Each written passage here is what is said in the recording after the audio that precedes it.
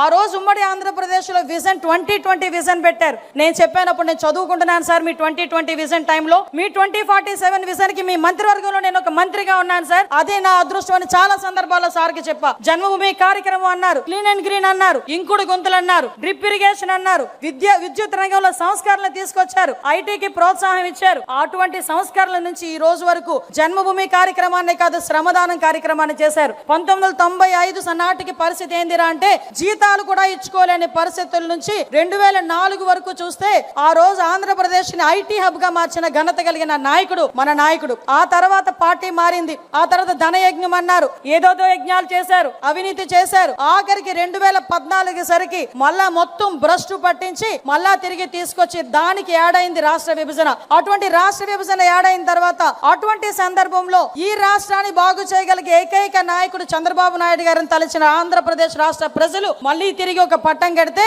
ఆ రోజు కిరీటం అనుకోలే, ముళ్ళ కిరీటంలా భావించిన పరిస్థితి. అదొక ముళ్ళ కుర్చీ. ఎందుకంటే 16,000 కోట్ల రూపాయల లోటు బడ్జెట్ ఒకవైపు అయితే, ఒకవైపు నుంచి జనాభా ఎక్కువ, ఎక్కడ వనరులు ఉన్నాయో తెలియదు, కూర్చోడానికి కుర్చీ లేదు, చెప్పుకోవడానికి రాజధాని లేదు, ఏం చేయాలో తెలియని పరిస్థితుల్లో, ఎటువైపు వెళ్లాలో తెలియని పరిస్థితుల్లో ఆ దార్శనికత కలిగిన నాయకుడు తాలూకా నాయకత్వం, ఆ విజనరీ నాయకుడు తాలూకా నాయకత్వం మనకి ఆ రోజే ఒక అమరావతిని తీసుకొచ్చి పెట్టింది, ఆ రోజే ఒక పోలవరానికి తీసుకొచ్చి పెట్టింది, ఆ రోజే పోలవరం కూడా ముందుకెళ్లిన పరిస్థితి కనిపించింది.